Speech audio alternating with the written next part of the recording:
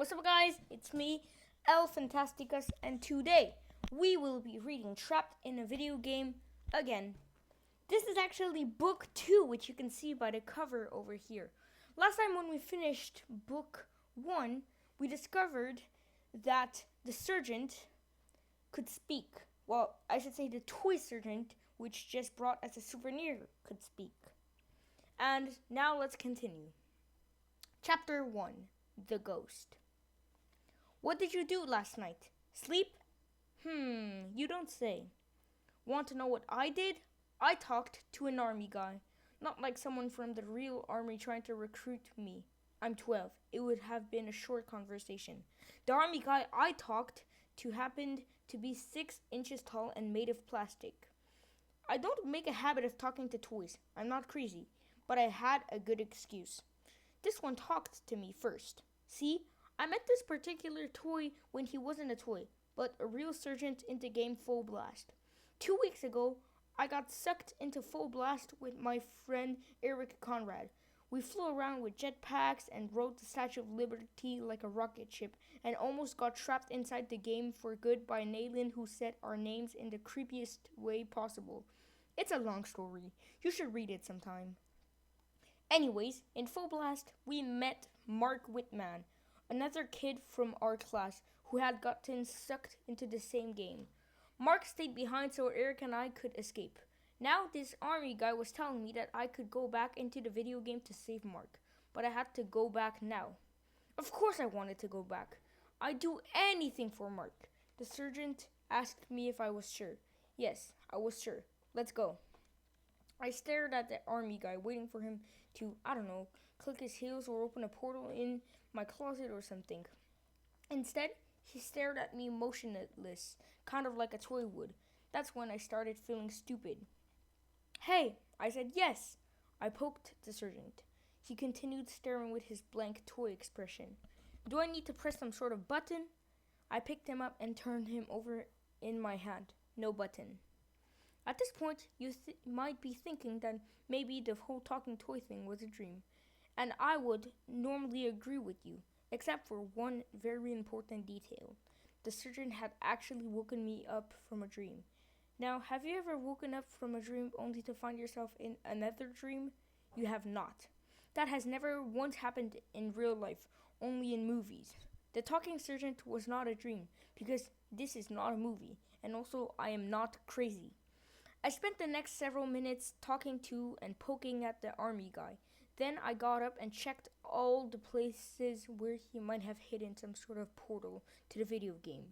TV, toilet, wardrobe, etc. Nothing.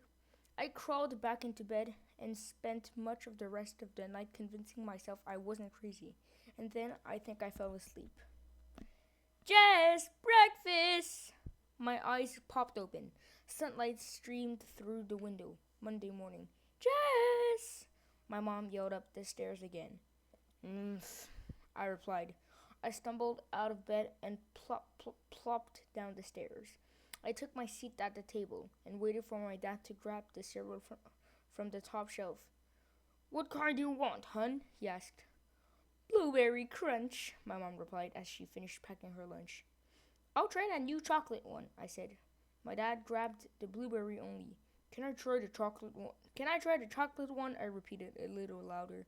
My dad set my mom's cereal bowl box on the table and grabbed his bowl from the freezer.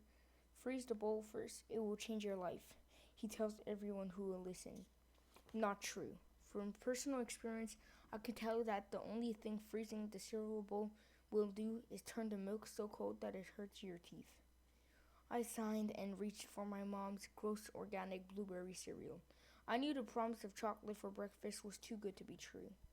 Did you call Jess? My dad asked as he grabbed the cereal box before I could. I squinted at him and waved right in front of his face. Yeah, Dad, I'm right here. My mom signed. I'll call him again. She walked the stairs. Jess! Daniel Rigsby! Get down here now! You're going to be late for school! I threw my hands into the air. Dad! My dad finished pouring his cereal and reached across the table for the milk like it wasn't there. I jumped up and grabbed the milk before he could could to get his attention. That didn't stop him, so I pulled the milk towards me, or at least I tried to pull it toward me. When I did, my hands went right through the jug. What is going on? I grabbed the cereal box. Same thing. I could touch and feel the box, but when I tried to move it, my hands went right through. Ah! I ran to the bathroom and looked in the mirror, desperate to see my terrified face. Instead, all I got was the empty bathtub behind me. I looked down at my hands, real as could be, but when I waved them in front of the mirror, nothing. I was a ghost. And that wasn't even the worst of it. As I tried to figure out what to do next, what do ghosts eat? Do they go to the bathroom? What about school? Is there a special ghost school? I heard a snort behind me. I looked into the mirror. Nothing. Another snort.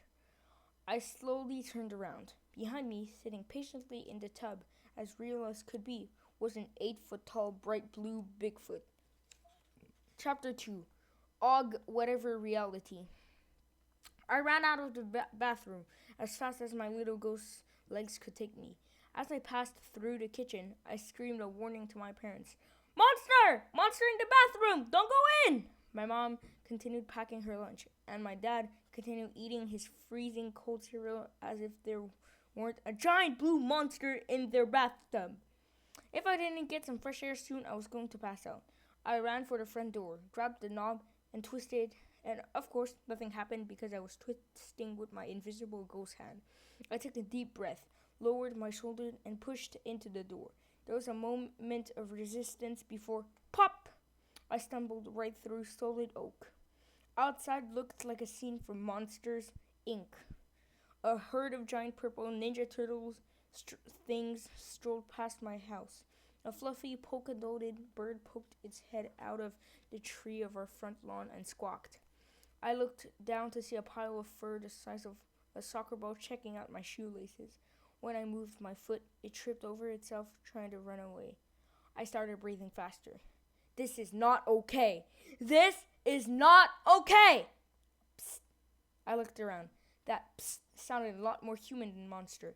Psst. The voice whispered again. Jess, bushes! I looked at the bushes next to the porch and noticed a cell phone pointed at me. I squinted and lowered my head. There was a guy in there. I kicked away the ball of fur that had regained the courage to battle my shoelaces again and approached the bush.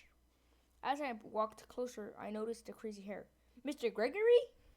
Mr. Gregory is the dad of Charlie Gregory, one of the kids in my class, and he works for Bionasoft, the video game company that made Full Blast.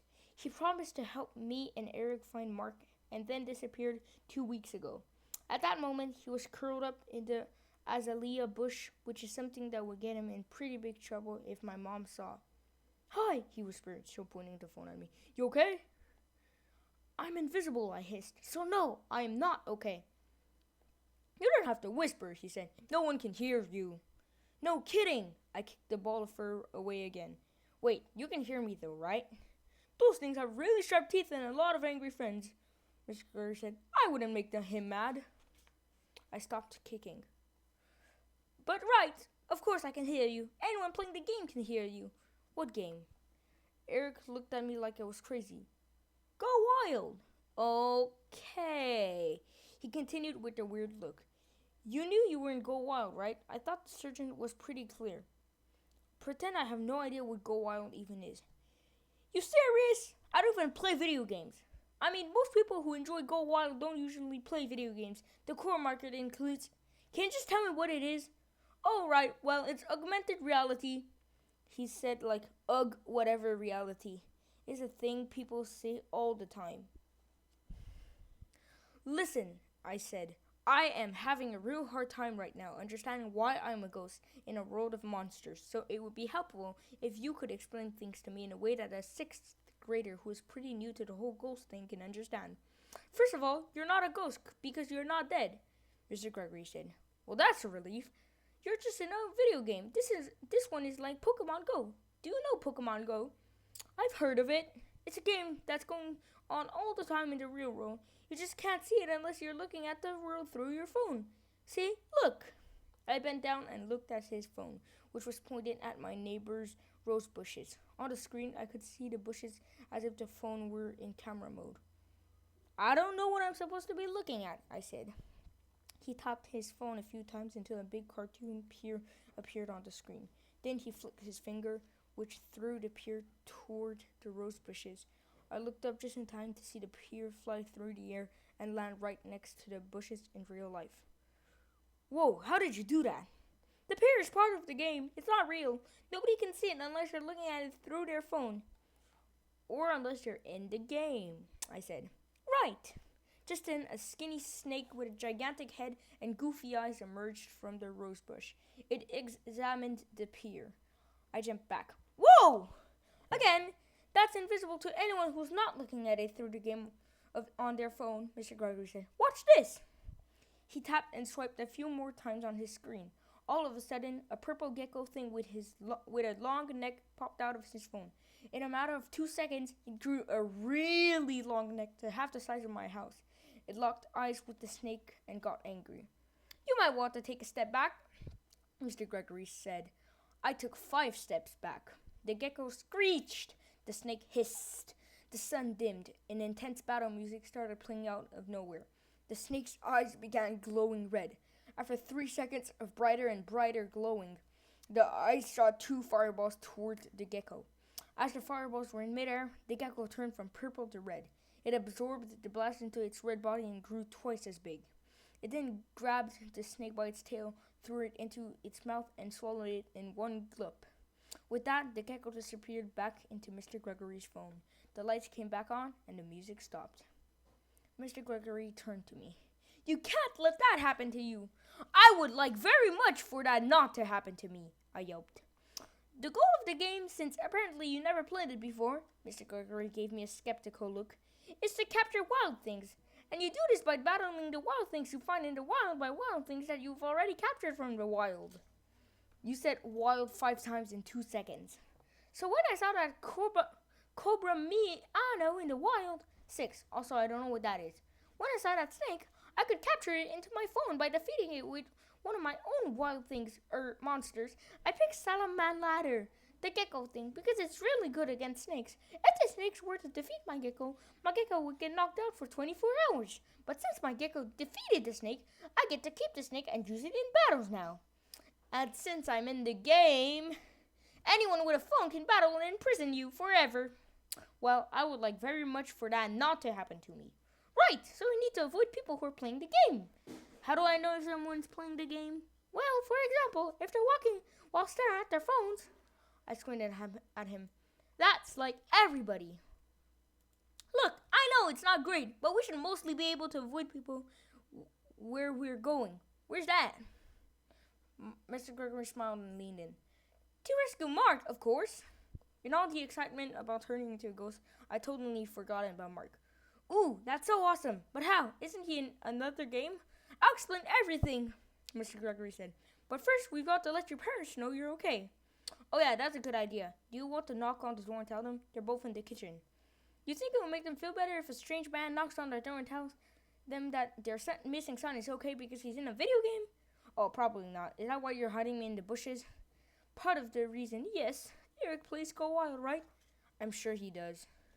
Go across the street, get his attention. When he checks the games, have him call your parents and meet me back here in 10 minutes. Got it. And Jess? Yeah? Please don't let anybody else see you. Dun dun dun. So it seems that when Jess said yes to the surgeon, he has been turned into a ghost and sucked into another game called Go Wild. Will he survive? And how does Mr. Gregory plan to save Mark? Well, watch my next video to find out.